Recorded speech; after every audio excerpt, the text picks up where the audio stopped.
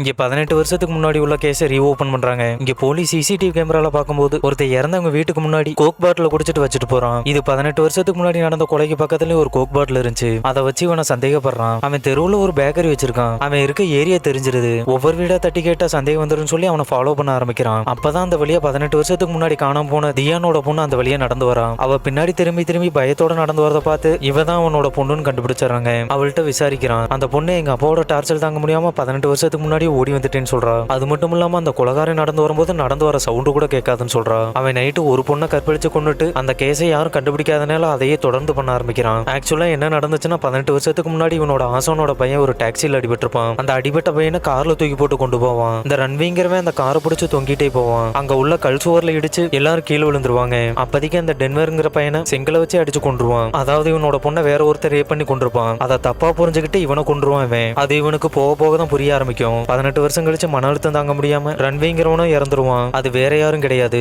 அது ஜியாவோட ஆசான். அவருக்காக தான் அந்த கேஸ்லயே இறங்கியிருப்பான். அவன் நடந்து போகும்போது சவுண்டு வராதுன்னு சொன்னதுக்காக அந்த இறுதி சடங்குல கலந்துகிட்டவங்களையெல்லாம் வாட்ச் பண்ண ஆரம்பிக்கிறான். அவங்க சவுண்டு வராம நடப்பாங்கன்னு சொன்னதை வச்சு கண்டுபிடிக்கலான்னு பார்ப்பான். ஆனா முடியாது. உடனே பக்கத்துல இருக்க சிசிடிவி கேமராவை பாக்குறான். அப்போதைக்கு தான் தியானுங்கிறவன் மேல சந்தேகம் வருது. அவனையும் கூட்டு வந்து விசாரிக்கிறான். 18 வருஷத்துக்கு முன்னாடி காணாம போன பொண்ணு அவன் முன்னாடி காமிக்கிறாங்க. அவனும் தாங்க முடியாம அழுதுறான். அதை வச்சே கன்ஃபார்ம் பண்ணிடுறாங்க இவன் தான் சொல்லி. அவனும் கொஞ்சம் கொஞ்சமா உண்மையை ஒத்துக்க ஆரம்பிக்கிறான். என்னதான் இருந்தாலும் இந்த கேஸை கண்டுபிடிச்சதை அவங்க ஆசான் பார்க்க முடியலைங்கிற வருத்தம் இவனுக்கு இருக்கு.